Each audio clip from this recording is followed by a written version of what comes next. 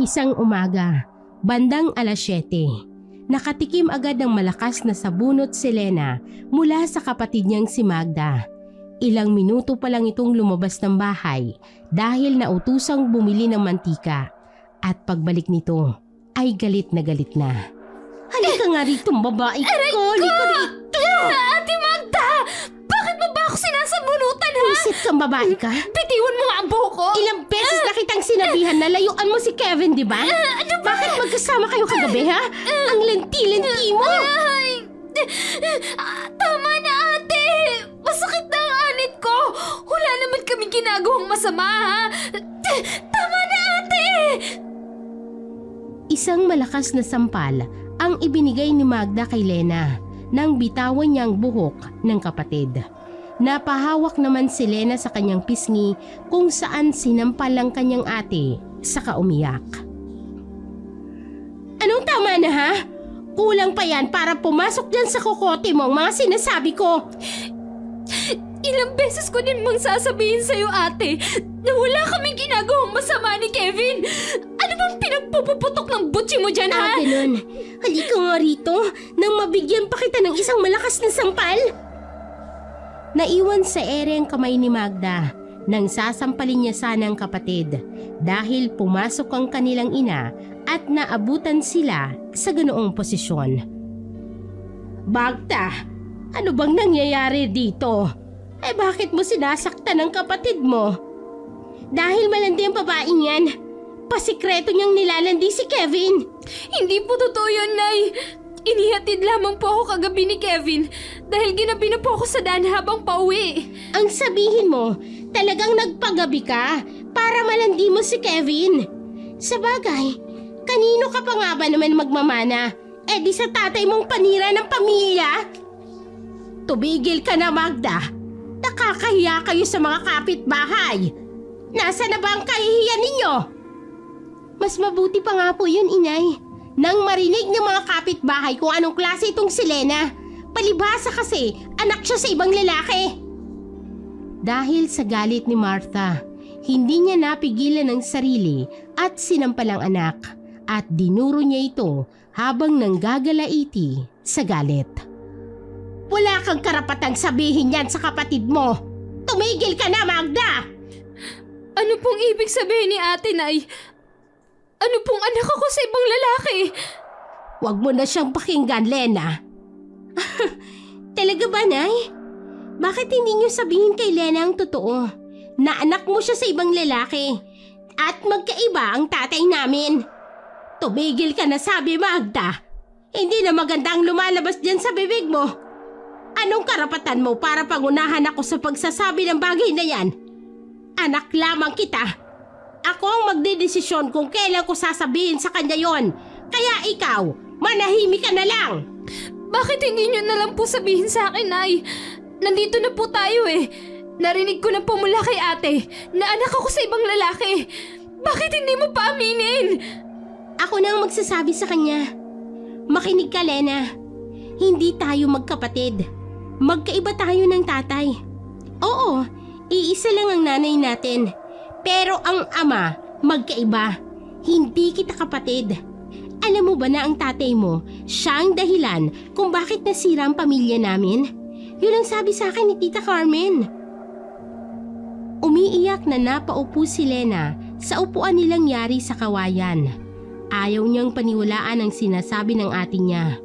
Tumingin naman siya sa kanyang ina na umiiyak na din habang nakayuko.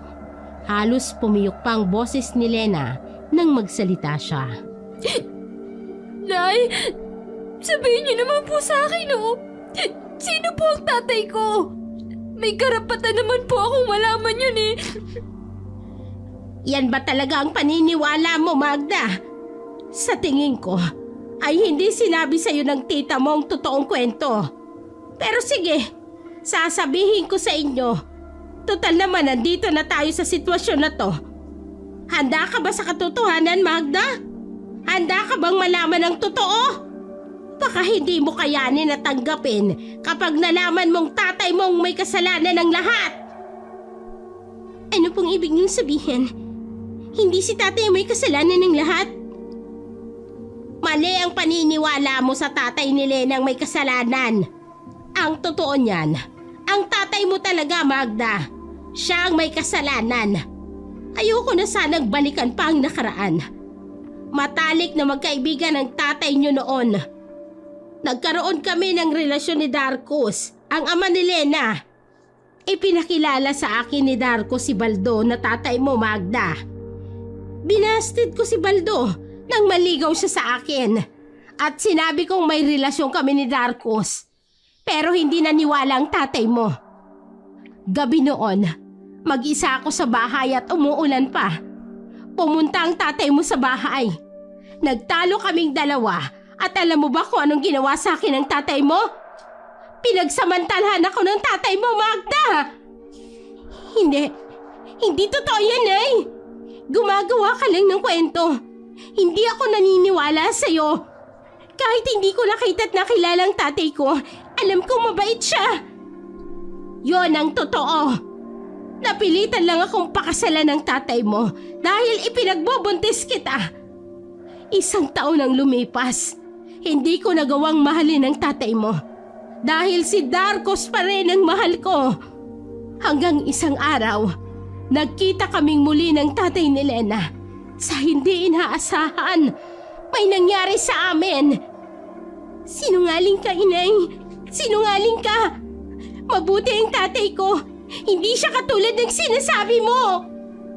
Sabihin mo na ang lahat ng gusto mong sabihin. Pero yan ang totoo. At hindi mo na mababago yon. Halos magpatayan ang mga ama ninyo sa harapan ko mismo nang maabutan kami ni Baldo. Kasalanan ko ang lahat.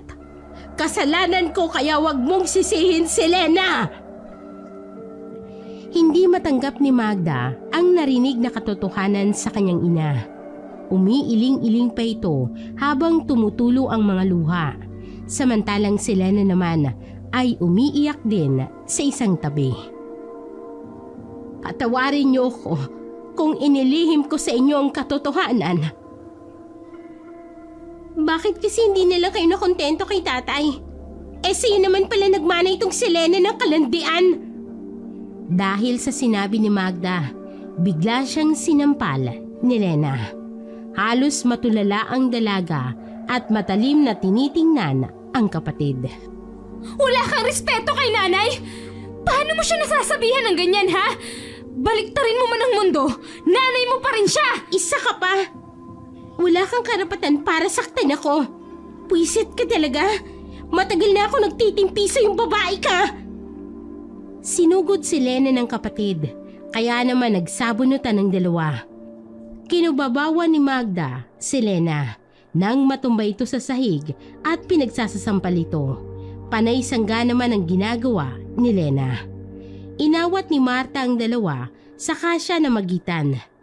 Inilayo niya si Magda kay Lena para hindi ito makapanakit. Tumigil na kayong dalawa. Talagang nawawala na kayo ng respeto sa akin. Baka nakakalimutan yung naririto kayo sa pamamahay ko. Kaya konting respeto naman sa akin. Ikaw, Magda, naturingan kang mas matanda kay Lena, pero hindi ka nagpapakaate sa kanya. Ganyan ka naman eh. Palagi na lang si Lena ang nakikita mong tama. Paano naman ako? Palagi na lang ba akong may mali? Sana kasi hindi na lang ikaw naging nanay ko. Dahil sa galit ni Marta sa anak, ay hindi niya nakontrol pa ang sarili. Kinaladkad niya itong palabas ng bahay habang sinasabunutan. Nagsisisi ka dahil ako ang naging nanay mo? Sana rin, hindi ka na lang nabuo. Sa tuwing pinagmamasdan kita, palaging bumabalik sa isipan ko ang kahayupan na ginawa ng tatay mo. Pero hindi ko nagawang magalit sa'yo dahil anak kita at mahal kita, Magda. Tapos gaganyanin mo ako? Hindi naman kita pinalaking ganyan. Wala kang respeto. Matapos kitang palakihin, ito pa ang igaganti mo sa akin. Hala, sige! Lumayas ka! Lumayas ka sa pamamahay ko! Layas! Inay! Tama na po yan, Nay! Tama na po! Aalis ako. Pero babalik ako, inay. Pagsisisihan niyo ang ginawa niyong ito sa akin! Nanghihina ang katawan ni Martha habang tinatanaw ang anak papalayo sa kanila. Nagpipigil siya ng iyak pero panay naman ang tulo ng kanyang luha kaya walang tigil din siya sa kapapahid nito. Nilapitan naman ni Lena ang ina sa kaniyakap. Tama na po, inay. Tama na po. Hindi ko sinasadya, Lena. Hindi ko gustong palayasin ang ate mo. Nadala lang ako ng emosyon ko. Habulin natin ang ate mo habang hindi pa nakakalayo. Baka hindi na siya bumalik dahil sa sama ng loob niya. Babalik din po si ate, inay. Pumasok na po tayo sa loob ng bahay. Alam kong hindi niyo po kayo matitiis. Mahal na mahal niyo po kayo, inay. Maniwala ka po sa akin. Sa ngayon, hayaan po muna natin siyang palipasin ng sama ng loob niya. 3 araw ang lumipas. Hindi umuwi si Magda. Kaya naman palaging balisa si Martha at minsan ay nakatingin sa malayo. Isang araw, mga dakong 8:00 ng umaga, nagkakagulong mga tao sa barangay ng singkapan. Nagkatinginan pa ang mag-ina bago lumabas ng bahay. Bawat makita nilang kapitbahay ay sumusuka habang hawak ang kanilang tiyan. Nakita ni Lena si Aling Belen at tinanong niya kung ano ang nangyayari. Ikwinento naman ni Aling Belen ang dahilan ng kanilang pagkukumpulan. Sinabi nitong may natagpo ang bangkay ng tao at nang tingnan nila ay hindi kinaya ng kanilang sikmura. Halika, Lena! Puntahan natin ang sinasabi ni Belen na bangkay ni Isko. Siya ba talaga yun? Yung lasinggero po? Eh oo anak, siya daw yun. Tara na, puntahan na natin. Malapit na sila sa puno ng nara nang may maamoy si Lena na kakaiba. Napataki pa ito ng bibig dahil sa masangsang na amoy. Nang marating nila ang puno, tumambad sa kanilang isang bangkay na lasog-lasog at nilalangaw na. Wala na rin ang lamang loob nito. Napatakbo naman si Martha sa malayo habang sumusuka. Dumating naman ang mga pulis para imbestigahan ang nangyari. Ay Diyos ko! Sinong may gawa nito kay Isko? Walang awang may gawa nito sa kanya, Nay. Kawawa naman ang naiwan niyang mga anak. Umuwi na tayo, Lena. Hindi ko kayang tingnan. Hanapin na natin ang ate mo. Baka sa susunod na araw siya nang matagpo ang bangkay dito. Ay Diyos ko, wag naman sanang loobin ng Diyos. Hindi ko kakayanin na mawala ang anak ko. Sige po, inay. Sa tingin mo po, inay, sino po kaya ang gumawa nun kay Mang Isko? Hindi ko rin alam, anak. Ipagpasa Diyos na lang natin kung sino man ang gumawa nun sa kanya. Baka isang hayop lang ang gumawa nun. Abay si itsura ng bangkay. Hindi yan magagawa ng taong may matinong pag-iisip. Masyadong karumal-dumal. Bumabaliktad ang sikmura ko Nagpipigil lang akong masuka. Halika na, umuwi na tayo. Umuwi na sila sa kanilang bahay. At palaisipan pa rin sa mga taga-singkapan ang nangyaring yon kay Mang Isko. Matapos silang kumain ng agahan, umalis na sila para hanapin si Magda. Sa paghahanap nila kay Magda, nakarating sila sa plaza. Meron silang nakita na kumpulan ng mga tao roon, kaya naman nakiosyoso sa mga tao. Nakita nila ang mga manok na patay na, katulad ng nangyari kay Mang Isko na wala na ring mga lamang loob ang manok. Grabe, kakaibang hayop naman ang gumawa niya, Nay.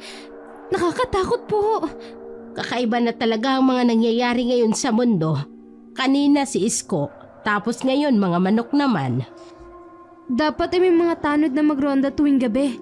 Nang sa ganun ay mabantayan nila kung sino man ang may kagagawa ng mga ito. Ay, yun na nga anak. Ay bahala na dyan si Kapitan. Umalis na tayo. Umalis na silang mag-ina sa plaza at ipinagpatuloy ang pag-aanap kay Magda. Nilibot na nila ang buong baryo pero bigo silang makita ang kanilang hinahanap. Nanghihinang napaupo na lamang si Martha sa isang ugat ng puno habang tumutulo ang luha. Wala din kasi si Magda sa mga kamag-anak nila. Kaya ganoon na lamang ang labis na pag-aalala ni Martha sa kanyang anak. Nasa na kaya ang ate mo? Kasalanan ko kung bakit hindi pa siya umuuwi. Hindi ko kakayanin kung sakaling may mangyari sa kanya. Nay, huwag niyo pong sisihin ang sarili niyo. May kasalanan din po si ate. Babalik din po siya. Siguro po ay nagpapalamig lamang yun ang ulo niya. Salamat anak, dahil hindi mo ko iniwan kahit na naglihim ako sa iyo. Hindi ko alam ang gagawin ko kung pati ikaw ay umalis. Naiintindihan po kita, Nay. Uwi na po tayo sa bahay. Mainit na po. Tsaka, magtitinda pa po ako ng kakanin. Basta, Inay, hindi ko po kayo iiwan kahit anong mangyari. Umuwi na silang mag-ina sa kanilang bahay. Tinulungan ni Martha si Lena sa pagluluto ng banana Q. Nang matapos na sila sa kanilang ginagawa, inilagay na nila ang paninda ni Lena sa isang bilao. Aalis na po ako, Nay, para maubos po itong paninda ko. Oy siya, sige. Mag-iingat ka. Huwag kang magpapagabi ng uwi. Gabayan ka nawa ng Diyos sa iyong pagtitinda. Palagi mong tatandaan na mahal ko kayo ng ate mo. Apo, Inay! Aalis na po ako, Mahal na mahal ko rin po kayo. Babalik po ako agad kapag naubos na po ang paninda ko. Nakarating si Lena sa dulo ng baryo nila sa paglalako ng kakanin.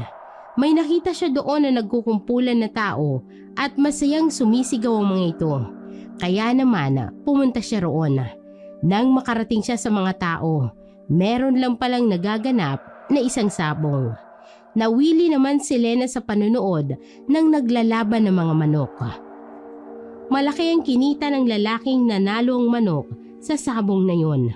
At dahil sa laki ng tuwa nito, pinakyaw nitong paninda ni Lena at ipinamigay sa mga kaibigang naroroon. Sobrang tuwa si Lena dahil makakauwi na rin siya. Pauwi na sana siya nang masalubong niya si Kevin. Nagkagulatan pa sila nang makita ang isa't isa. Lena? Sabi ko na nga ba't ikaw yan eh? Oh, Kevin! Nandito ka pala. Anong ginagawa mo dito? Wala. Naboboring kasi ako sa bahay. Kaya naisipan kong maglakad-lakad. Tapos yun, nakita kita. Ikaw, bakit nakaabot ka dito? Ang layo na nito sa inyo Anong sinakyan mo? Naglakad lang. Naglalako kasi ako ng banana Q. Alam mo, nakakatuwa nga dahil naubos agad ang paninda ko. Kaya makakauwi agad ako ng maaga. Uuwi ka na ba agad? Masyado pang maaga. Tara, maglibot-libot muna tayo dito. Naku, Kevin, baka kasi gabi na ako nang uwi sa amin Wala pa naman akong dalang flashlight. Tsaka, baka pagalitan ako ni Inay. Ganun ba? Walang problema, Lena. Ihahatid uli kita sa inyo. May motor naman ako Halika na. Minsan ka lang naman makalabas dito, kaya sulitin mo na. Ako na ang magpapaliwanag kay tita kung bakit ginabi ka ng uwi. O ano? Tara? Sige na nga, ang kulit mo Basta ihahatid mo ako. Oo, akong bahala sa'yo. Sagot kita. Masayang namasyal ang dalawa. Doon nila nalaman na piyesta pala sa baryo ng Kamugisan. Kaya naman marami ang tao. Tuwang-tuwa sila sa mga iba't ibang paninda na kanilang nakikita. Maya-maya ay nakaramdam ng gutom si Kevin. Kaya naman inayay niya si Lena na kumain sa isang karinderya. Lena, gutom na ako. Tara, kumain muna tayo dun. Hala, wala akong pambayad, Kevin. Ikaw na lang ang kumain.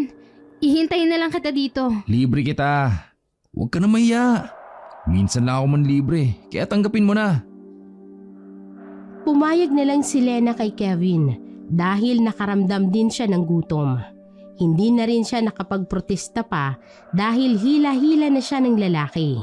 Nang makapasok sila sa loob, ipinaghila siya ng binata ng upuan at pinaupo siya roon. Ang binata na rin ang umorder ng kanilang kakainin.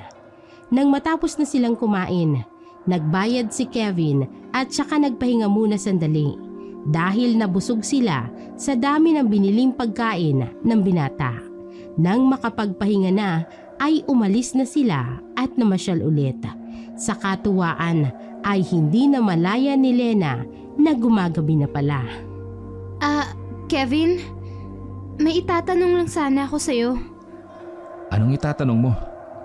Parang kinakabahan yata ako dyan. Kayo ba ng ate ko? Ibig kong sabihin, nililigawan mo ba siya? Saan mo naman napulot yung mga yan? Hindi ako nanliligaw sa ate mo. At mas lalong hindi kami. Kaibigan lang ang turing ko sa kanya. Bakit mo na itanong? Sabi kasi ni Ate Magda, malapit nang maging kayo. Gusto ka ni Ate Kevin. Alam mo ba na nag-away kami nung nakaraan dahil sa'yo? At hanggang ngayon, hindi pa umuwi si ate. Nag-away kayo dahil sa akin? Hala, bakit naman? Nasaan si Magda kung ganun? Inaway niya ako dahil sa'yo, Kevin. Nagalit siya nung malaman niya na hinatid mo ako pa uwi ng bahay. Ang sabi niya sa akin, layuan kita dahil malapit nang maging kayo. Hindi rin naman alam ni nanay kung nasan siya ngayon. Nag-aalala na nga kami, baka kung napano na si ate. Loko-loko talaga yung ate mo. Malinaw na sa kanya na hindi siya ang gusto ko. May iba kasi akong nagugustuhan. Dapat hindi niya ginawa yun sa'yo. Ano bang pumasok sa utak ni Magda para sabihin niya yun sa'yo? Ibig mo bang sabihin, may iba kang nagugustuhan? Wow! Ang swerte naman niya kung ganun. Sino ba ang maswerteng babaeng gusto mo, ha? Share mo naman, Kevin. Kasi ikaw ang gusto ko, Lena. Hindi ang ate mo. Matagal na kitang gusto. Hindi ko lang maamin kasi natotorpe ako. Naguguluhan na naman na napatingin si Lena kay Kevin. Hindi maproseso ng kanyang utak ang sinabi ng binata. Napatawan na lamang si Kevin dahil sa reaksyon ng mukha ni Lena. Ginulo pa niya ang buhok ng dalaga habang nakangiti. Tama bang narinig ko? Ako ang gusto mo? Nagulat ba kita? Tama ang narinig mo. Gusto kita, Lena. Matagal na. Sinubukan kong mapalapit sa ate mo nang sa ganun makalapit ako sa'yo. Pero binibigyan na pala ng ate mo ng ibang kahulugan ang bawat paglapit ko sa kanya. Sorry, Lena. May mali rin ako. Wala yun sa akin, Kevin. Dapat kay Ate Magda ka humingi ng sorry, hindi sa akin. Maiba nga tayo ng usapan. Maganda ba ang maging isang pulis? Oo naman. Maganda ang maging isang pulis dahil nakakatulong sa mga tao at sa bayan mo. Bakit? May bala ka bang maging isang pulis? Sana.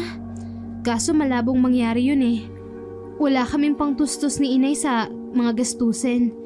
High school nga lang ang natapos namin ni Ate Magda dahil kapos kami sa pera. Alam mo ba, pangarap ko ang makapag-aral. Kaso baka hanggang pangarap na lang yun. Hayaan mo.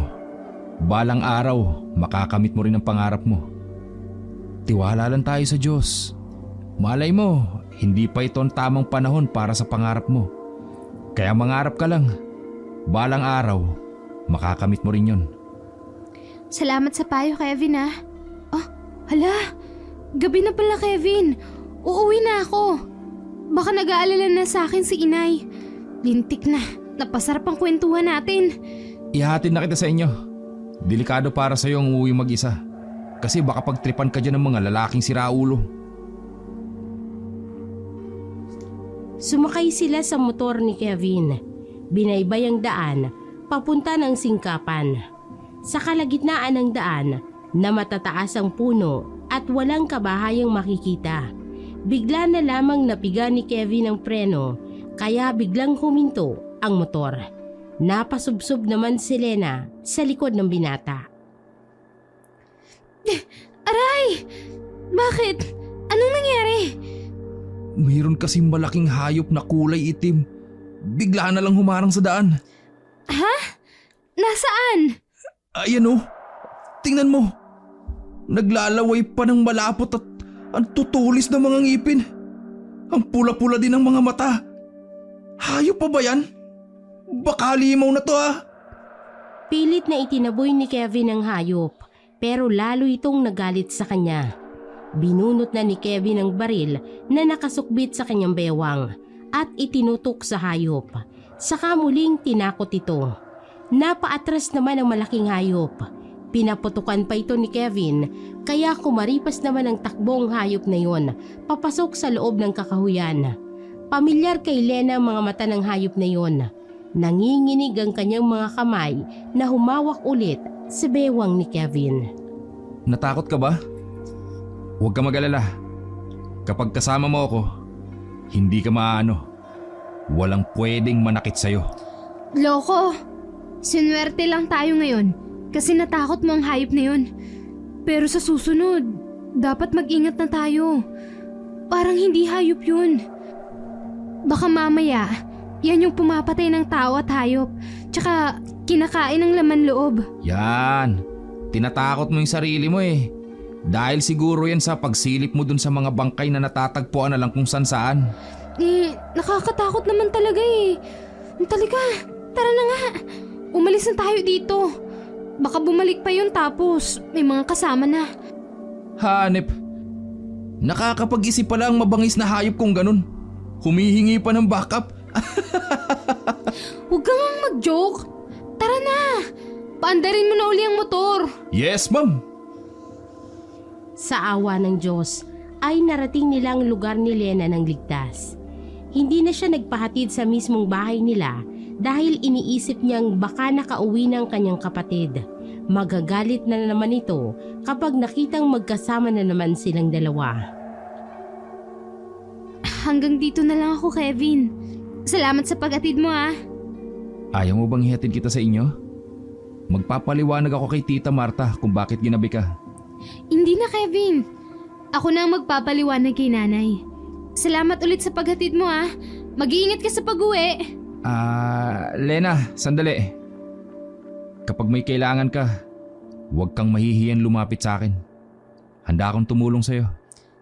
Sige. Salamat ulit, Kevin ah. Tumalikod na si Lena kay Kevin para umuwi na. Malapit na siya sa kanilang bahay at abot tanaw niya na ang pintuan. Nagtaka siya sa nakita dahil nakabukas ang pinto at hindi naman kasi yun iniiwan ng kanyang ina na bukas ito kapag aalis. Nadatna ni Lena ang kanyang ina na nakahando sa lapag at naliligo sa sariling dugo. Mabuti na lang at naabutan niya pa itong humihinga. Dali-dali niyang tinakbo ang ina at binuhat ito ng bahagya. Napapaiyak na siya sa kalagayan nito. Nakitang merong nakatarak na kutsilyo sa dibdib ng ina. Bumubulong na lang si Marta dahil hirap na rin itong magsalita. Nay! Nay! Sinong may gawa nito sa'yo, Nay? Tulungan mga kapitbahay! Tulungan niyo kami! Tulong! Nay! Si Magda. Ang ate mo. Ano po, Inay? Ano po si ate? Sorry po, Nay. Hindi ko nakita si ate. Hindi ko po siya nahanap. Tulong! Tulungan niyo kami! Nay! Huwag kang pong pipigit, Nay! Huwag kang pong pipigit! Pakiusap! Dadalhin po kita sa ospital, Inay! Lumaban ka po! Huwag mo akong iwan, Nay! Huwag mo akong iwan! Anak ko. Patawad sa lahat. Nay! Huwag mo akong iwan, Inay! Lumaban ka po! Tulong! Tulungan niyo kami! Huwag ka na po magsalita, Inay! Tulong! Hirap na ang nanay niya sa paghinga. Maya-maya pa ay biglang dumating si Magda. Labis ang tuwa ni Lena dahil sa wakas dumating na ang kanyang kapatid. dumating ka! Tulungan mo kami, ate! Si nanay! Dali natin siya sa ospital, please, ate!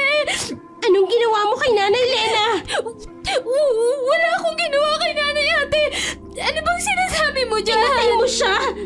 Pinatay mo si Nanay? Napakasama mo talaga! Wala akong alam sa sinasabi mo, ate! Naabutan ko lang si nanay na ganyan! Tulungan mo na ako, ate! Dali natin siya sa ospital! Maya-maya pa ay nagsisisigaw na si Magda. Humihingi siya ng tulong sa mga kapitbahay hanggang sa may naaninag na silang paparating. Muling binalingan ni Magda si Lena at halos ipagtulakan niya ito dahil sa galit. Anong ginawa mo kay Nanay? Ang sama mo, Lena! Bakit nagawa mo ito kay Nanay? Bakit, Lena? Iniwan ko kayo para maging masaya na kayo. Pero pinabayaan mo siya. Sinaktan mo siya. Napakasama mo. Kung alam ko lang na ganyan ang gagawin mo, sana hindi ko na lang iniwan sa'yo si Nanay. Wala akong alam sa sinasabi mo, ate! Kahit kailan, hindi ko magagawa yan kay nanay! Huwag ka namang gumawa ng kwento! Sa tingin mo maniniwala pa ako sa'yo? Magagawa mong patayin si Nanay dahil sa galit sa kanya. Dahil itinago niya sa iyong katotohanan na anak niya sa ibang lalaki. Ano bang sinasabi mo, ate? Naglako ako ng paninda, kaya paano ko magagawa yan kay nanay? Wala nang buhay ang kanilang ina nang magsidatingan ng mga kapitbahay at kamag-anak. Galit na galit kay Lena ang kanilang mga kamag-anak dahil sa pagpapabaya sa kanilang ina. Napapailing na lang siya sa mga tita at tito niya na nasa loob ng kanilang bahay. Ang kanilang mga matay mapangusga at matalimang tingin na ipinupukol nito. Ang kapal ng pagmumukha mo! Matapos kang palakihin ni Nanay, papatayin mo ba siya? Anong klase kang anak? Sarili mong ina, pinatay mo! Ate Magda, hindi ko yan magagawa! Mahal ko ang nanay! Pwede ba, Ate Magda? Sabihin mo sa kanila, hindi ako ang may gawa nito! Huwag ka namang gumawa ng kwento! Ipapakulong kita! Sana hindi ko nalang pinabayaan si inay sa'yo! Isa kang mamamatay tao! Lumuluha si Lena habang umaatras na papalabas ng bahay. Hindi niya kayang alisin ang paningin sa kanyang ina na wala ng buhay. Isa-isa niyang tiningnan ng mga taong naroroon sa loob ng bahay nila. Mababasa sa mga ito ang panghuhusga. Tumakbo si Lena papalayo sa kanilang bahay habang humahagulgol ng iyak. Hindi niya alam kung saan siya pupunta ngayong wala ng kanyang ina. Natatakot siyang bumalik dahil iniisip niyang baka ipakulong siya ng kanyang kapatid. Tumakbo siya ng tumakbo hanggang sa mapagod. Napaluhod na lamang siya sa lupa at saka humagulgol. Kinabukasan, pinaglamayan si Marta sa kanilang bahay. Gustuhin man ni Lena na lumapit at masilip ang ina ay hindi niya magawa dahil nasa malayo lang siya habang nakatanaw sa kabaong nito. Nasa tabi niya si Kevin dahil ito lang ang matatakbuhan niya sa mga oras na yon. Umalis na tayo, Lena. Baka may makakita pa sa atin dito. Kapag nakita ka ng kapatid mo, baka saktan ka na naman nun. Kevin, gusto kong lapitan si nanay. Gusto ko siyang makita. Hindi pwede, Lena. Ikaw na din mismo nagsabi sa akin, galit na galit ang pamilya ng nanay mo sa'yo. Baka kung ano pang gawin nila sa'yo. Kaya tara na, umalis na tayo. Naiintindihan ka naman ng nanay mo kung bakit wala ka dun. Hindi naman ako pumatay kay nanay, Kevin eh. Hindi ko magagawa yun. Pero si ate, ginawa niya ako ng kwento. Naniniwala ako sa'yo, Lena. Hayaan mo. Tutulungan kita para malinis ang pangalan mo. Sa ngayon, umuwi na muna tayo. Handa akong tumistigo para sa'yo kapag nagsampa ng kaso yung kapatid mo. Ilang taon na ang lumipas, hindi na bumalik si Lena sa lugar ng singkapan dahil si Kevin ang naging sandaling niya. Nahulog na ang loob niya sa binata at kalaunan ay naging magkasintahan sila. Dahil sa tulong ng nobyo niyang si Kevin, pinag-aral siya nito at tinapos niya ang kursong criminology hanggang sa naging ganap na pulis na siya. Isang araw, ipinatawag ang piling mga pulis sa kanilang presinto para bigyan ng misyon sa kabilang baryo. Napili ang magkasintahan na makasama sa grupong ipapadala doon.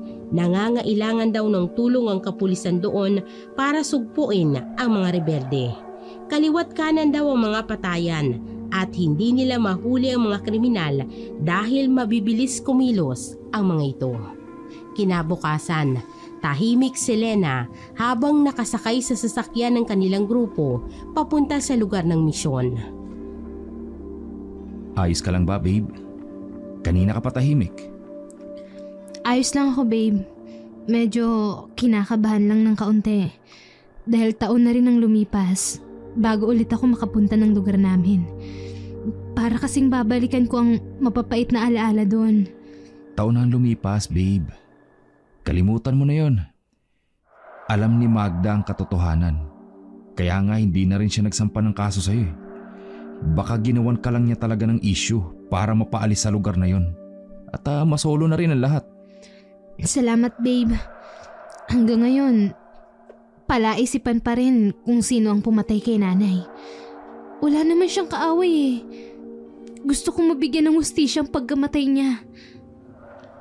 Makakahanap din tayo ng paraan para malaman kung sino yung gumawa niyon. Napatigil lang silang dalawa nang huminto ng sinasakyan nila. Nagsibabaan na ang kanilang mga kasama, kaya naman sumunod na sila. Sa pagbaba pa lang nila ay nakaamoy na sila ng malansa. Napatingin pa si Lena sa kanyang natapakan. Iniangat niya ang kanyang sapatos at doon niya nakita ang isang putol na daliri. Babe! Tingnan mo tong naapakan ko. Daliri yan ah. Men, humanda kayo. Mukhang hindi maganda ang nangyari dito. Maging alisto kayo. Move! Move! Secure the area! Baka may natitira pang buhay. Diyos ko! Anong nangyari dito? Grabe ang nangyari dito. Sino naman kaya may gawa nito sa mga tao? Halos lahat patay na. Lahat sila'y napatigil sa paglalakad dahil sa mga nakita nila. Ilang bangkay ng mga tao ang nakahandusay sa lupa at ang masaklap pa ay lasog-lasog ang mga ito. May mga mahabang kalmot sa katawan ng mga ito. May nakita rin silang aso na may tangay na putol na bahagi na katawan ng tao. Hindi ito kayang gawin ng mga tao. O di kaya isang hayop lang. Hindi kaya may iba pang nilalang ang may mga gawa nito? Anong ibig mong sabihin, babe? Sa tingin mo, sino may gawa nito? Sa tingin ko, baka isang nilalang ang gumawa nito. Katulad ng aswang. Aswang? Naniniwala ka sa ganon? Wala namang ganon, babe. Mabangis na hayop lang ang gagawa nito sa kanila. Hindi basta-basta magagawa yan ng hayop lang, babe. Naalerto naman silang lahat at kanya-kanya silang bumunot ng baril na may biglang lumabas sa makapal na damuhan. Sakto naman na malapit lang si Lena doon, kaya naman natutukan niya ito ng baril sa noo. Nasa gatilyo ng isang daliri niya. Handa na itong kalabitin anumang oras. Nakaluhod ang isang babae habang nakataas ang dalawang kamay na animoy sumusuko. Nakilala naman ni Lena ang babaeng yun. Ang pinsan niyang si Karen. Ibinaba ni Lena ang kanyang baril at kinausap ang babae. Ikwinento sa kanila ni Karen ang mga nalalaman niya. Kaya naman nakaramdam ng takot ang iba. Sinabi ng babae na aswang ang may kagagawan ng lahat ng pagpatay sa kanilang lugar. Yun din ang dahilan kung bakit nag-alisa ng mga tao roon. Nang umunti na ang mga tao, lalong lumakas ang loob ng aswang dahil nasusolo na nila ang lugar. Ginagawa nilang biktima ang mga naliligaw na tao. Dahil doon, lalong pinangilagan ang lugar na yon. Sinabi pa ni Karen sa mga taong naiwan sa lugar na yon ay hindi na mga normal. Mga aswang na rin ang mga ito. Paano nila nagagawang magparami? May alam ako sa ganyan. Sa lugar kasi namin sa probinsya, mayroon silang tinatawag na yanggaw. Para ba itong nangahawa sa isang tao ng pagiging aswang? Ginagamit nila ang kanilang mga laway, kaya madali para sa kanila ang makapagyanggaw ng tao. Kung iisipin, para itong sakit na pwedeng makahawa. Mag-iingat tayong lahat. Pumunta na tayo sa presinto at na makapag-report na dumating na tayo. Paalis na sana sila nang bigla na lang may mga umatake sa kanilang malalaking aso. Pulang-pula ang mga mata nito habang naglalaway ng malalapot. Nanlilisik ang mga mata nito at panakanakang umaangil. Isa-isa nila itong pinaputukan. Nakakaiwas ang mga hayop dahil mabibilis at maliliksi ang kilos ng mga ito. Pero may ilan ding natamaan ng bala. Bumulagta sa kanilang harapan ang mga hayop na tinamaan. Isang nakakabinging alulong naman ang kanilang narinig sa hindi kalayuan hanggang sa unti-unting nagpalit ng anyo ang mga aso at naging tao ang mga ito. Napakarami ng mga ito na napapaligiran sila.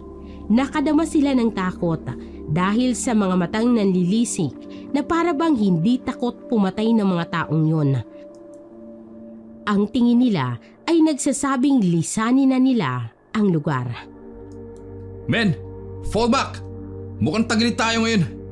Kailangan natin pumunta sa presinto para makakuha ng orders mula sa taas. Kailangan natin ng go signal kung sasalakayin natin ang mga to. Bakit hindi na lang natin sila paputukan? Hindi pwede. Mga tao pa rin sila. At sa dami nila, mamamatay tayo rito. Bilisan nyo! Move! Diyos ko! Parang dumadami pa sila! Umalis na tayo dito! Akala ko normal na bakbakan lang to. Mga aswang pala ang kalaban natin! Makakakilos lang tayo kapag meron na tayong orders galing sa itaas. Sana ay hindi abutan ng 1 linggo. Dahil kapag ganun, wala na tayong maabutan ng mga tao roon. Baka aswang na silang lahat. Nagsibalikan na sila sa sasakyan. Hinahanap naman ni Lena ang pinsan at nagtataka siya kung bakit bigla na lamang itong nawala. Naglalaro sa isip niya kung aswang na rin ba ito. Habang nasa sasakyan ay nag-uusap-usap sila tungkol sa mga aswang. Hindi ako makapaniwalang mayroong ganitong nilalang dito sa mundo. Kahit sa lugar namin, sir, may ganyan talagang nilalang. Hindi na yan nawawala. Paano sila naging aswang? Tao naman sila. Base sa kwento dati ng lola ko nung bata pa ako, ang pagiging aswang, sir, ay namamana yan. O di kaya ay nahahawa lang sa kanila. Maaari pang magamot ang ganyang sakit kung nanaisin lamang nila. Mayroon kasi na iba na ayaw ng magpagamot dahil sa nasanay na sila sa pagiging aswang. Bakit mga taong punteriya nilang kainin? Pwede namang mga ligaw na hayop sa gubat. Mayroon kasi na 2 uri ng aswang. Mayroon na nabubuhay lang dahil sa pagkain ng ligaw na hayop sa gubat. At kontento na sila roon. Kaya naman kayang-kaya nilang makisalamuha sa mga tao. Ang isa namang uri ay uhaw sa dugo. O di kaya sa lamang loob ng tao. Isang beses lang silang makakatikim, ay hahanap-hanapin na nila yon ng kanilang panlasa. Kaya yun, nambibiktima sila ng mga tao. Narating na rin nila ang presinto at nakausap ang mga kasamahan doon. Napagkwentuhan nila ang mga kaganapan sa lugar. Doon nila nalaman na talagang secret mission ang kanilang pinuntahan. Ang utos sa kanila, lipunin ng mga aswang. Pero dahil sa malalakas sa mga ito, hindi nila magawang ubusin lahat. Kinabukasan, nakatanggap ng order ang buong kapulisan at pinahihintulutan sila na suyuri ng buong singkapan hanggang sa bundok para makita ang pinagkukutaan ng mga aswang. Nakahanda na ang lahat, pati na rin ang mga gagamitin nila. Ang grupo ni na Kevin at Lena ang unang batch na isasalang para sa gaganapin na paggalugad sa kabundukan at kagubatan. Pumasok si Kevin sa loob. Sabay-sabay na tumayo ang mga kabaro niya at sumaludo sa kanya. Men, makinig kayo. Alam kong lahat kayo ay bago sa misyon na to. At alam ko rin na ang misyon natin ngayon ay naiiba sa dati nating ginagawa. Kung dati nanguhuli tayo ng mga normal na tao, ngayon, iba ang tutugisin natin. Mga tao rin naman sila, pero mga aswang sila. Nakahanda ang buong team sa kakaibang misyon, sir. Mabuti naman kung ganun. Tibayan niyo ang loob niyo. Kailangan na nating umalis para hindi tayo gabihin sa daan. Nakahanda na ang lahat, sir. Utos nyo na lang ang hinihintay namin. Sakay ng kanilang sasakyan. Tahimik lang ang lahat kahit hindi man nila aminin. Mahahalata sa kanilang muka ang pangamba at takot. Ang iba naman ay taimtim na nagdarasal para sa kanilang kaligtasan. Narating na nila ang lugar. Isa-isa silang bumaba sa sasakyan habang bitbit ang kanilang mga gamit. At nagsimula na silang maglakad. Dumaan sila sa paanan ng bundok. Halos 3 oras na silang naglalakad. Malayo pa ba tayo? Pagod na ako eh. At mukhang aabutan pa tayo ng dilim. Sa tingin ko, malayo pa. Wala pa tayong nakikitang kakaiba rito. Kinakabahan ako. Baka kung ano ang mangyari sa atin dito. Tatagan mo ang loob mo. Nandito lang ako para sa'yo. Siguro ay magpahinga na muna tayo. Pagod na rin ang iba sa atin eh. Tama. Magpahinga muna tayo. Bukas na lang natin pagpatuloy ang paghahanap sa mga aswang. Matapos nilang makapagpahinga, nagsimula na silang itayo ang kanilang tent na dala. Nagtulungan silang lahat para madali ang pag-aayos. Ang iba naman ay kumuha ng mga kahoy na tuyo para gawing panggatong at pagpapaningas ng apoy para magkaroon sila ng tanglaw. Nagsalo-salo silang lahat sa dala nilang pagkain. Dumilim na ang kalangitan at mukhang babagsak pang ulang malakas. Maya-maya pa ay umaambo na, kaya naman nagsipasok na silang lahat sa kanya-kanya nilang tent. Nakahiga na si Len at Kevin sa sarili nilang tent. Tahimik ang gabi at ingay lang ng mga hayop at patak ng ulan ang maririnig. Hanggang sa makarinig si Lena ng kaluskos na parang may umaangil na isang hayop. Babe, narinig mo ba ang ingay na yun? Malapit lang yun dito. Huwag kang maingay. Maging alerto ka. Kanina pa ako hindi mapakali. Kanina ko pa rin naririnig ang ingay na yun. Ako rin. Parang pakiramdam ko. May mga matang nakatingin sa akin. Hindi kaya nasa paligid lang natin sila? Maaaring naghihintay lang sila ng tamang pagkakataon para sumugod. Ilang sandali pa ay nakarinig sila na mayroong sumisigaw. Kaya naman dali-dali silang lumabas ng tent na yon at lahat ng kasama nila ay nagsipaglabasan din. Sinundan nila ang boses na yon. Nanlumo sila sa nakita. Isang kasamahan nilang namatay. Wala na itong lamang loob. Ang sabi ng kasamahan nito sa tent ay lumabas ito para umihi. Pero natagalan sa pagbalik. Nang gabing yon, nakaramdam na sila ng takot. Maya-maya, isang malaking hayop ang tumalon sa ere. Umalingaw-ngaw ang putok ng baril sa kagubatan. Umatake na sila! Maging alerto ang lahat! Nandito na ang mga aswang! Humanda kayo sa pagsalakay nila! Sir! Si Pardubo! Napatay na ng mga aswang! Nagkagulo na sila ng gabing yon. Nalagasan na naman sila ng isa. Nagkahiwalay sina Kevin at Lena dahil bigla na lang tumakbong dalaga sa kakahuyan para iwasan ng mga aswang na sumusugod sa kanila. Sa pagtakbo niya ay inatake siya ng isang aswang, kaya naman tumilapon siya sa lupa. Nabitawan niya ang baril na hawak. Pagkakataon na yun ng aswang para lapain si Lena. Mabilis na tumakbong malaking hayop sa pwesto ni Lena at tinalo ng distansya nila. Agad namang hinablot ni Lena ang isang bato at inihampas sa ulo ng aswang. Sumirit ang dugo ng aswang, dahilan para matigilan ito.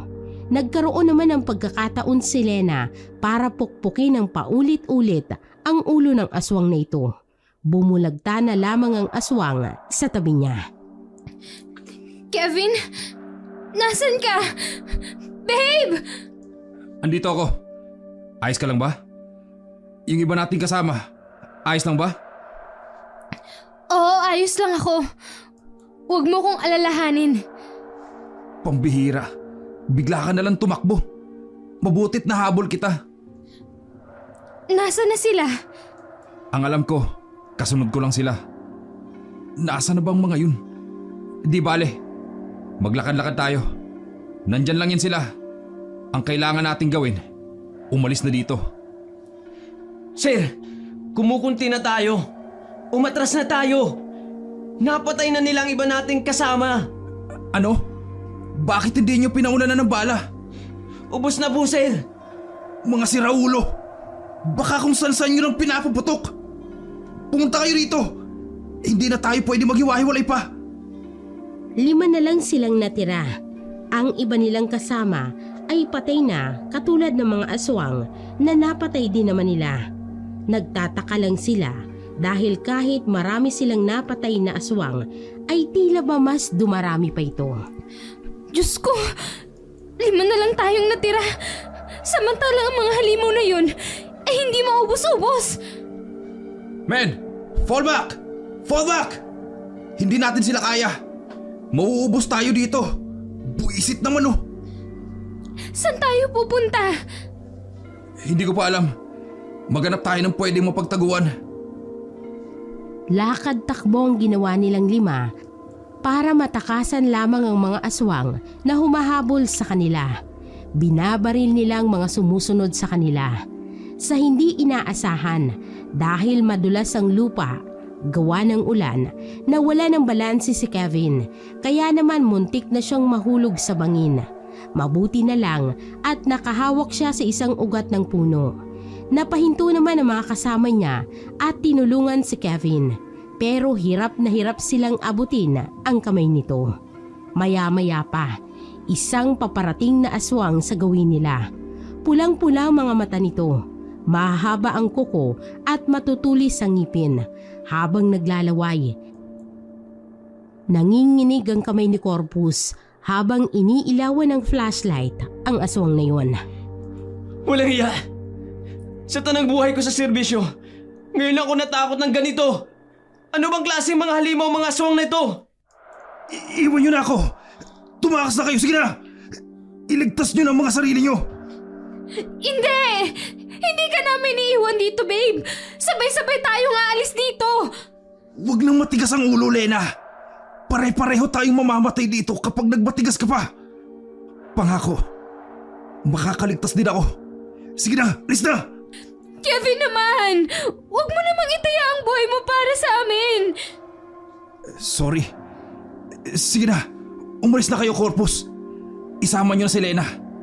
Hanapin yung daan para makahingi kayo ng reinforcement. Mahal na mahal kita, babe. That's an order! Sige na! Tumakbo na sila kahit labag sa loob ni Lena na iwanan ng nobyo.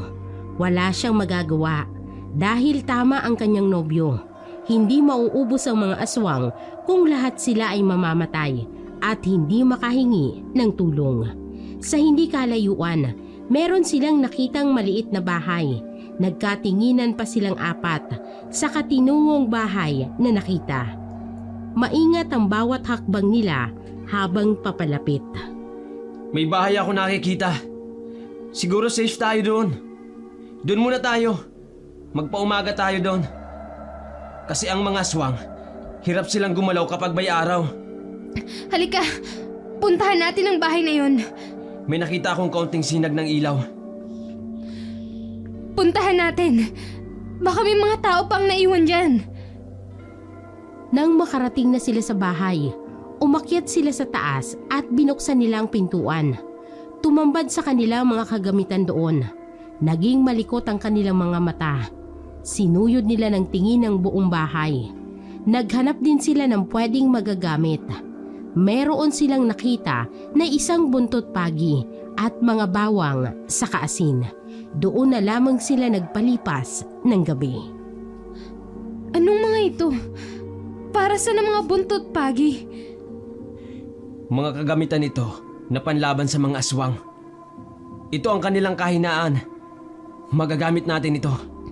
Marunong ka bang gumamit niyan, Korpos? Oo naman. Mas mabisa ang mga itong panlaban sa kanila. Itong buntot pagi ay sobrang sakit nito kapag lumalapat sa kanilang katawan. Ito namang mga asin, pakiramdam nila ay nasusunog sila kapag natatamaan sila. Dalhin mo ang mga ito bukas. Kapag nawalan tayo ng bala, pwede natin magamit yan. Magpahinga na tayo. Dahil maaga pa tayo bukas. Babalikan natin si Kevin. Kinabukasan, nakahanda na si Lena para balikan si Kevin. Inutusan niya naman ang dalawa niyang kabaro na lumabas ng gubat at humingi ng reinforcement sa kapulisan. Si Corpus ang kasama niyang bumalik para iligtas si Kevin. Mag-iingat kayo sa pagbaba ng bundok, ha? Hihintayin namin ang rescue na isasama nyo.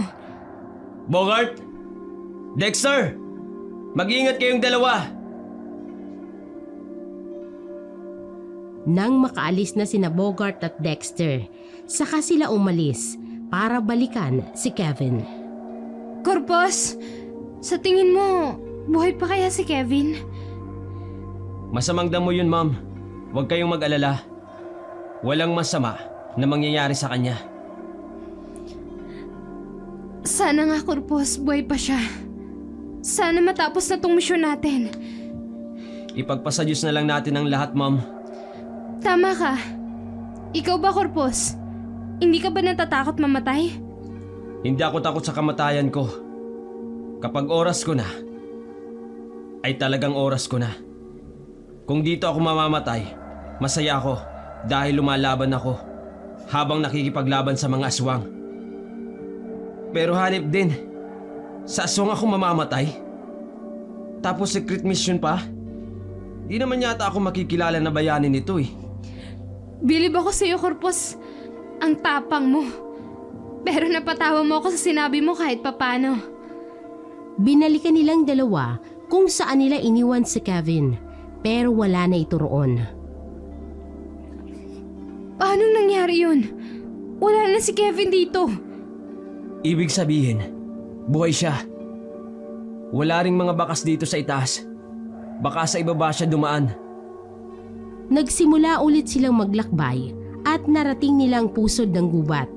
Halos 2 oras silang naglakad at inabutan sila ng dilim sa daan. Nakaramdam si Lena ng isang mabilis na presensya. Kaya naman sinenyasan niya si Corpus na huminto sa paglalakad. Papalapit ng papalapit sa pwesto nila ang yabag na yun. Isang malaking aso ang tumalon sa harapan nila. Binaril ni Corpus ang asong yon. Gulat na gulat siya dahil iniwasan ng aso ang bala. Inasinta ni Lena ang aso. Natamaan ito sa may bandang kilikili. Nanghihina itong nakahandusay sa lupa. Hinagupit ito ni Corpus ng buntot pagi. Umalingaw-ngaw sa kagubatan ang malakas na boses ng aso. Nawala na ito ng buhay dahil binaril ni Corpus sa ulo. Magmadali tayo, Korpos. Baka paparating na ang iba nilang kasamahan. Dito tayo dumaan sa ibaba. Isa-isang nagsipaglabasan ng mga aswang sa kanilang pinagtataguan. Mahigpit na napahawak si Lena at Corpus sa kanilang mga sandata. Inatake sila ng mga aswang. Napapahiyaw ang mga halimaw at ang nilalang sa tuwing tatamaan sila ng buntot pagi. Tumilapo naman sa ere si Corpus nang suntukin siya ng aswang. Bumagsak siya sa lupa at nawala ng malay. Mag-isa na lamang na nakikipaglaban si Lena sa mga aswang. Ginamit ni Lena ang baril para patamaan sa ulong mga aswang. Sa ulo niya ito pinupuntirya hanggang sa kinababawan siya ng isang aswang. Akma na sana siyang sasakmali nang mabilis niyang isubo sa aswang ang asin. Umalis ito sa ibabaw niya. Hindi maintindihan ng aswang ang gagawin dahil para itong sinusunog sa sakit. Pagkakataon na yun ni Lena para hatawin ang aswang. Pinagsasasaksak niya ito ng isang kahoy na matulis. Bumulagta ang aswang sa harapan niya. Korpos, gising! Gumising ka! Mauna na kayo. Susund ako. Medyo nahihilo pa ako eh. Hindi kita pwedeng pabayaan dito, Korpos. Kaya tara na! Iligtas mo po ang sarili nyo. Para mahanap mo si Sir Kevin. Kaya ko ang sarili ko. Sige na, alis na. Mabubuhay ako. Kahit ayaw ni Lena na iwan si Corpus, ay sinunod niyang sinabi nito.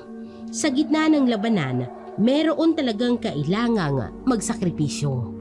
Hindi nakita ni Lena ang isang aswang na tumalon mula sa itaas ng puno. Napatumba siya nito at huli na ang lahat para maipagtanggol niya ang sarili dahil isang malakas na pagpalo sa ulo ang ibinigay sa kanya ng aswang. Nawala ng malay si Lena at hinila naman siya ng aswang papunta sa kanilang pinuno. Nagising si Lena na nakatali ang mga kamay at paa. Isang bulto ng tao ang nakita niya na nakaupo sa upuan. Hindi niya makita ang muka dahil nakasuot ito ng kulay itim na may hood. Sino ka? Anong kailangan mo sa akin?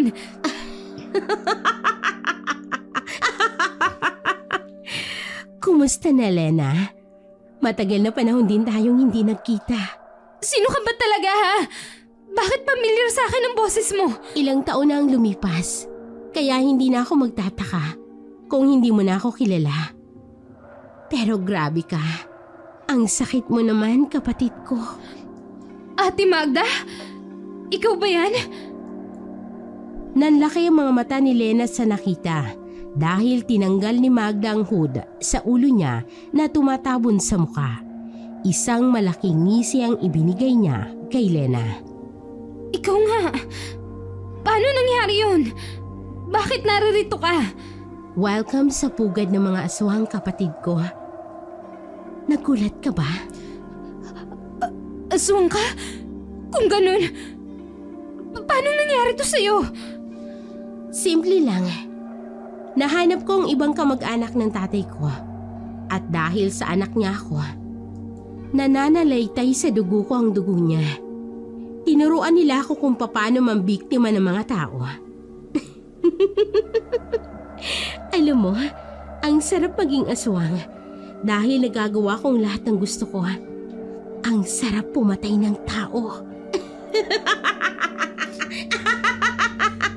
Ikaw ang pumatay sa tao sa singkapan? Ang sama mo! Isa kang halimaw! Halimaw ka! Baliw ka na! Matagal na, Lena. At may regalo ako sa'yo. Tsaka matutuwa ka. Saglit lang at kukunin ko. Naguguluhan si Lena sa mga nangyayari. Hindi siya makapaniwala sa nalaman.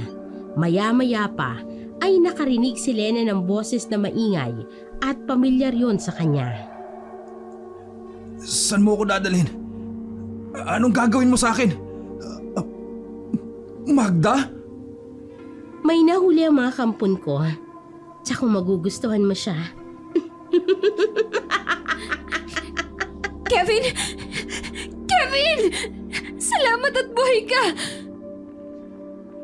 Lena, anong ginagawa mo rito? Bakit bumalik ka pa? Nahuli ako ng mga aswang. Pagising ko ay nandito na ako. Kasama ko si Corpus. Pero iniwan ko siya. Humingi na ng tulong si Bogart at Dexter. Ang sweet niyo namang dalawa. Di bale, pagbibigyan ko kayong mag-usap. Dahil ito na ang magiging huli niyong pag-uusap. Hayop ka, Magda! Pakawalan mo si Lena! Ako na lang ang patayin mo! Hindi pwede. Dahil papatayin ko siya. Pero uunahin na kita ngayon, Kevin. Nagbago ang anyo ni Magda. Humaba ang mga kuko niya at ang ngipin niyang matutulis. Pula na ang mga mata nito.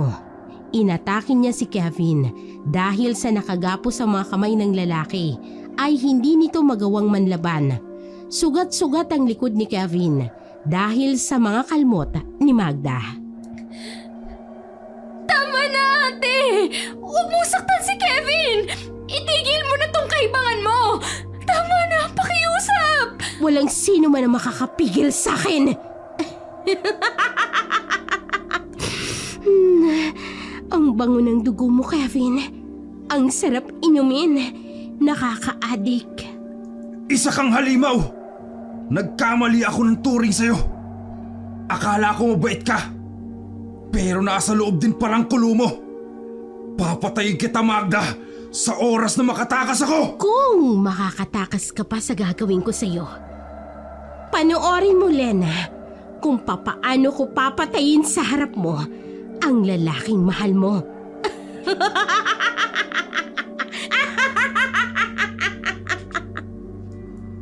Walang tigil si Magda sa paghagupit kay Kevin gamit ang payat na sanga ng kahoy. Umaagos na ang dugo nito dahil sa mga sugat na natamo niya. Hinataw ulit ni Magda si Kevin. Sigaw ng sigaw si Lena, pero hindi nakikinig si Magda sa kanya. Habang hinahagupit ni Magda ang binata, ay gumagawa naman ng paraan si Kevin para makawala sa pagkakatali ang kanyang kamay. Maya-maya ay nakalas ni Kevin ang tali sa kanyang mga kamay. Nanlaban na si Kevin. Ginamit niya ang kanyang kakayahan sa pakikipaglaban. Sinikmuraan niya si Magda. Malakas yun, kaya naman napadaing ito at napahiga sa lupa. Tumalikod si Kevin at dali-dali niyang kinalagan si Lena. Kaya nagkaroon ng pagkakataon si Magda na atakihin si Kevin habang nakatalikod. Sa likod mo, babe! Umiwas ka! Isa kang hangal na lalaki! Ang dapat sa'yo, turuan ng leksyon na hindi mo makakalimutan! Bitiwan mo si Kevin, ate! Huwag mo siyang idamay sa galit mo sa akin! Ako na lang ang saktan mo! Huwag siya! Nasisiya naman si Magda sa nakikita. Kaya naman ibinaon niya ang kuko niya sa hita ni Kevin. Napahiyaw naman sa sakit ang lalaki. Binunot ni Magda ang kuko niya at tumulo sa dulo ang mahabang kuko niyang dugo.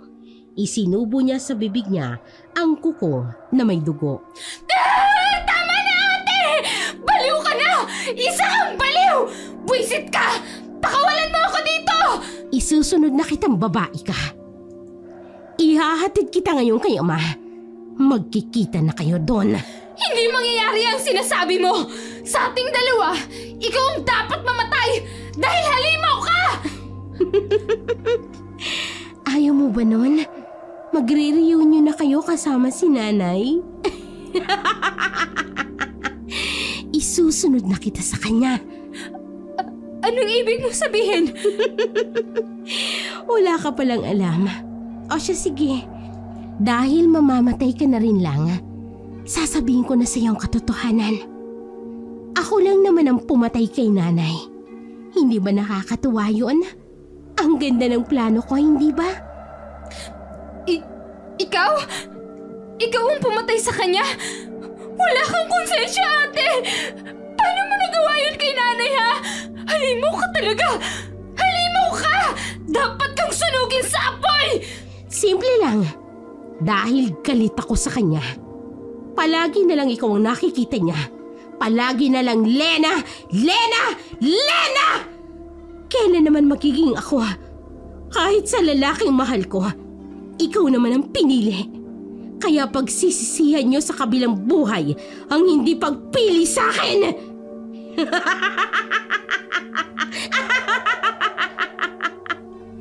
Sinakal ni Magda si Lena at iniangat niya ito sa ere. Nabitawan niya si Lena dahil hinampas siya ni Kevin ng isang kahoy sa likod. Hindi man lang nakaramdam si Magda ng sakit. Nanlilisik ang kanyang mga mata nang tumingin kay Kevin. Nakatayo ka pa rin kahit tad-tad ka na ng sugat. Kulang pa siguro yan. Tama na, ate! Parang awa mo na! Tigilan mo na to! Titigil lang ako kapag napatay ko na kayong lahat. Tingnan mo, Lena, kung paano mamamatay ang mahal mo sa mga kamay ko!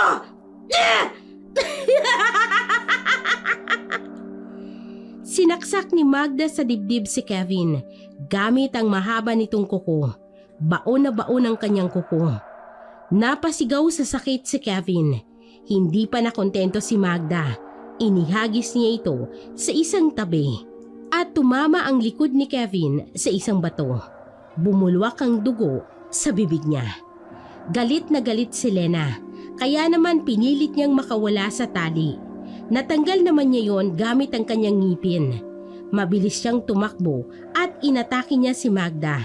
Sinipa niya ito sa tuhod. Napaluhod naman si Magda sa lupa. Sinabunutan niya ang kanyang ate sa buhok at pinagsusuntok.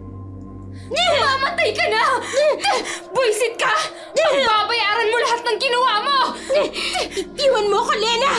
Yan lang bang kaya mong gawin sa akin? Ang hina mo! Nakawala si Magda sa mga kamay ni Lena. Isang malakas na pag-atake ang ginawa ni Magda.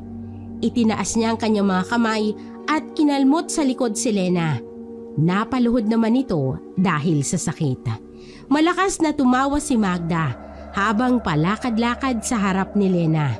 Muli ay sinugod na naman niya si Lena. Napapapikit na lang si Magda dahil napuwing siya ng lupa na ibinato sa kanya. Hirap itong mapamulat. Pagkakataon na yun ni Lena para atakihin ang ate niya. Dumating naman si Corpus at nakita niya ang dalawa na naglalaban. Ma'am Lena! Saluhin mo ang buntot pagi at hatawin mo siya! Ako nang bahala kay Sir Kevin! Salamat, Corpus! Mauna na kayong umalis! Tatapusin ko lang ang laban namin! Hindi kayo makakaalis ng buhay! Marami akong kampon. Samantalang kayo'y 3 lang! Diyan ka nagkakamali! Naubos ko na ang mga kasamahan mo! May utak ka ba? Kung may mga kasama ka pa, bakit nakapasok ako dito ng buhay? At oo nga pala, yung iba mong kampon, tumakas na! Iniwan ka na! Hindi! Hindi ako papayag! Sabay-sabay kayong mamamatay dito! Sisiguraduhin kong ikaw ang mamamatay dito! Hindi kami! Bago pa makapanlaban si Magda, ay tumama ang buntot pagi sa kanyang katawan. Namimilipit ito sa sakit na parang pupuslit na ang kanyang ihi sa hapdi ng sugat. Hinataw siya ng hinataw ni Lena. Hindi malaman ni Magda kung ano ang gagawin niya. Ito ang nararapat sa'yo! Sisiguraduhin kong hindi ka na makakalaban! Tama na, Lena! Tama na! Nasasaktan ako! Tama na! Bakit? Naawa ka ba kanina sa akin? At kay Kevin, ha? Saka, sa iba pa naming kasamahan? Naawa ka ba sa lahat ng pinatay mo? Lalo na kay Inay! Pakiusap! Tama na, Lena! Masakit na! Ang mga katulad mo ay hindi dapat kinakaawaan. Buhay ka pa dito sa lupa, pero sinusunog na ang kaluluwa mo sa impyerno! Nangihina na si Magda bago tinigilan ni Lena. Wala na siyang natitirang awa. Galit ang nararamdaman niya para kay Magda. Wala kang karapatan na mabuhay dahil sa dami ng kasalanan mo! Hahayaan ko ang batas ang magparusa sa'yo! Isa kang mahina! Hindi mo kayang patayin! Ang hina mo, Lena! Dahil hindi mo ako katulad! Kayang-kayang kitang patayin dito! Yun nga lang, ayaw kong dungisan ng kamay ko dahil sa'yo. Masaya na akong makita kang nakabilanggo habang buhay at naghihirap sa loob ng rehas! Sa huling pagkakataon, ginamit ni Magda ang natitira niyang lakas para saktan si Lena. Sinakal niya si Lena. Kitang-kita sa mga mata ni Magda ang pagnanasa na mapatay ang kapatid. Naalala ni Lena ang asin sa bulsa niya at nang makuha niya ang asin, isinabon niya ito sa mukha ni Magda. Nabitawan naman siya ni Magda. Sumisigaw ito habang nakahawak sa kanyang mukha. Ang init! Ang sakit ng mukha ko! Anong ginawa mo?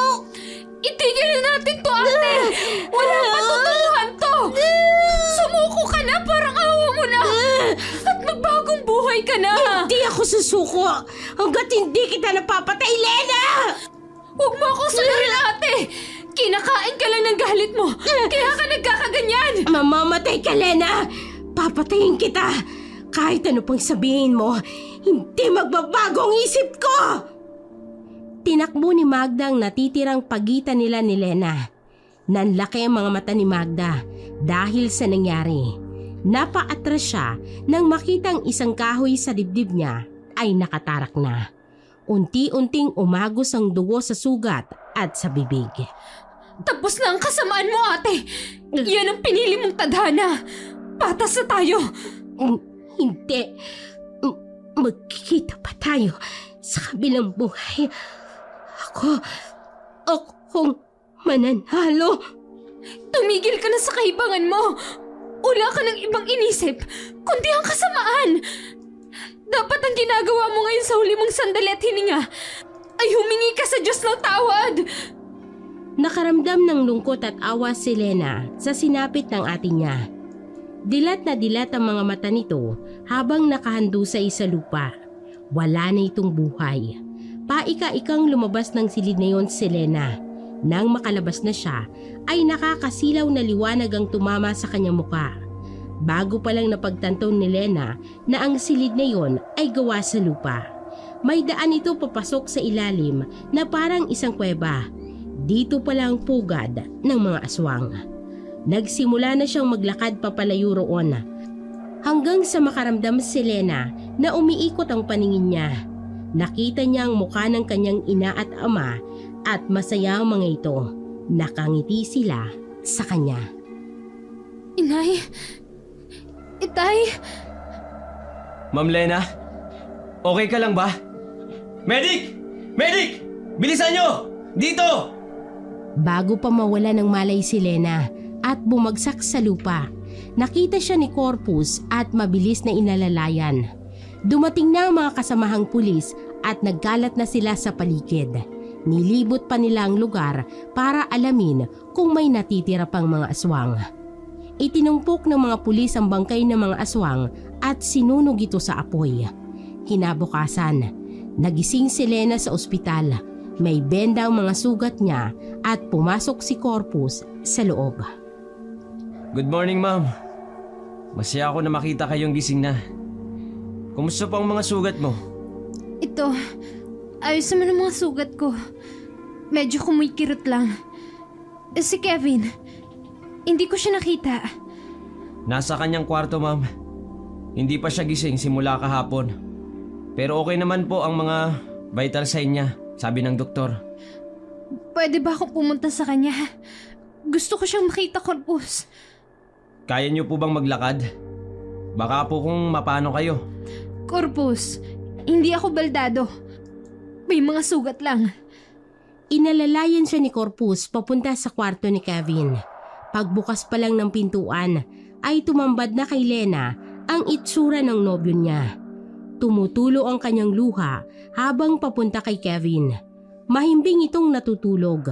May mga sugat ito sa katawan. Kitang-kita rin ang mga pasa nito. Umupo siya sa upuan at hinawakan ng kamay ng nobyo. Hi, gumising ka na, babe. Tapos na ang mission natin. Sa wakas ay natapos din ang paghihirap natin sa bundok na yon. Kaya gumising ka na dyan. Ihintayin ko na magising ka na. Huwag mo akong iwan, ha? Alam niyo, ma'am, bilib talaga ako kay Sir Kevin. Ang tapang niya at matatag ang loob. Kahit hinang-hina na siya, lumalaban pa rin siya para sa'yo. Swerte po kayo sa isa't isa. At condolences din po para sa ate mo. Ganun siguro ang pagmamahal, Corpus. Kahit gusto mo nang sumuko, pilit ka pa rin lumalaban. Dahil sa mga mahal mo sa buhay. Sayang ang ate ko. Hindi ko lubos maisip na magkakaganon siya at ganun ang pagkatao niya. Minsan po kasi, ma'am, nakaguhit na sa palad natin ang tadhana ng mga buhay. Bumalik na po kayo sa kwarto nyo. Baka hanapin po kayo ng doktor.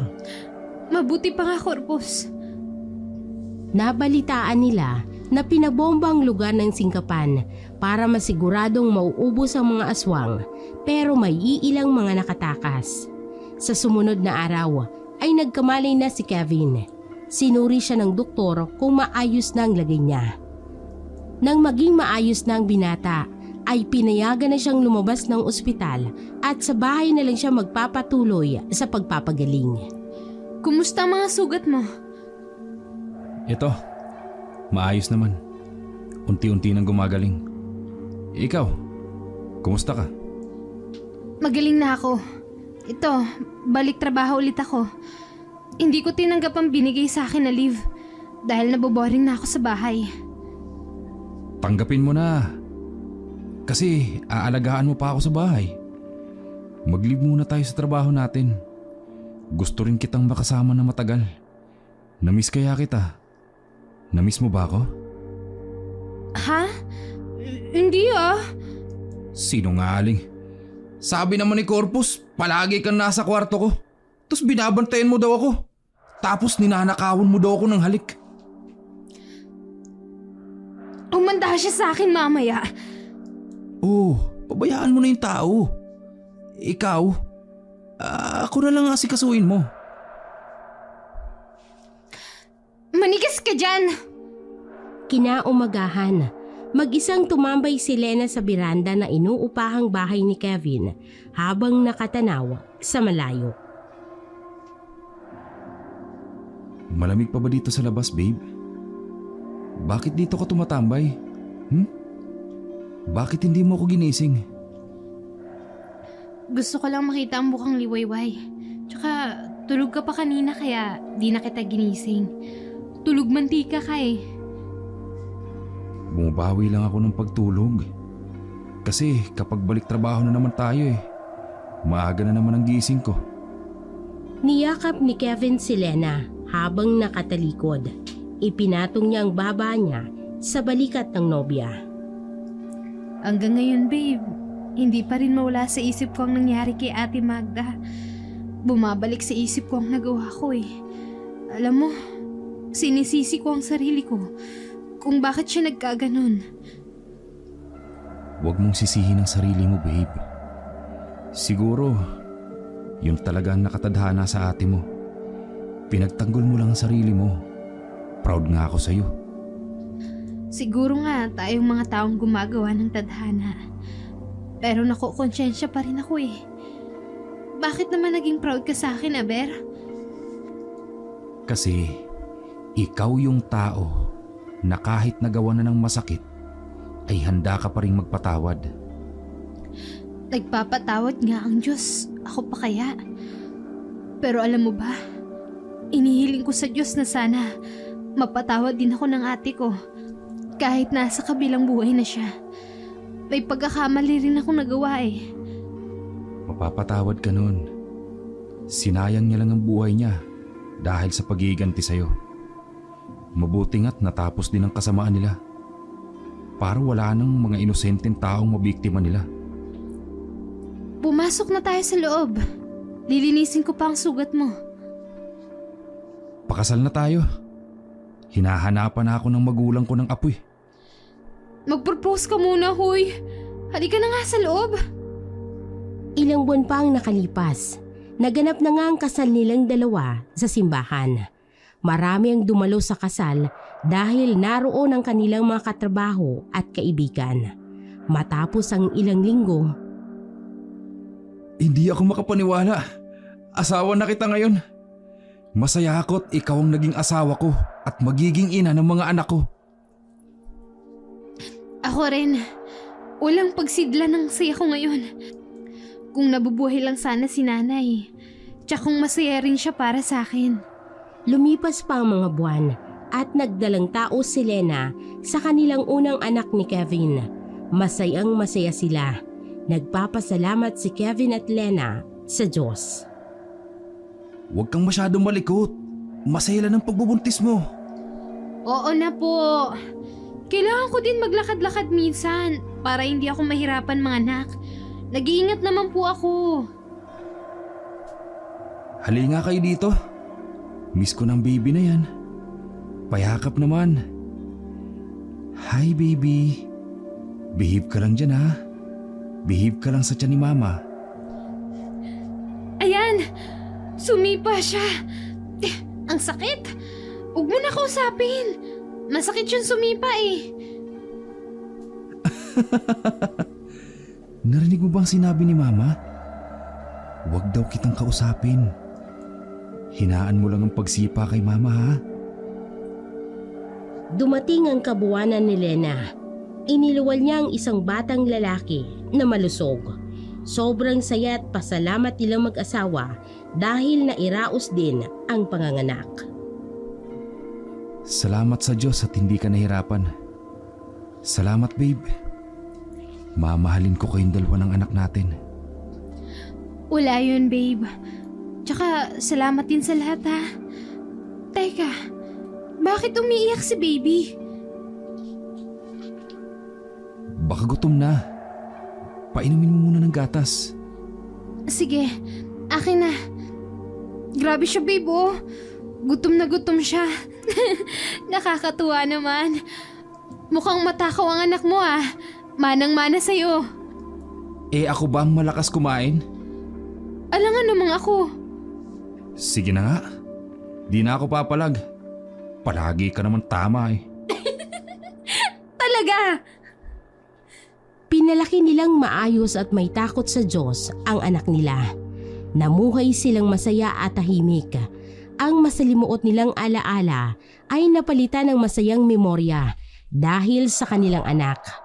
Handa sila sa anumang pagsubok sa buhay nila na darating dahil kasama nila ang Diyos sa bawat hamon ng kanilang buhay. Tapat din silang nagbigay ng serbisyo sa bayan bilang mga pulis. Pulis. Pulis. Pulis. Pulis. Pulis. Pulis. Pulis. Pulis.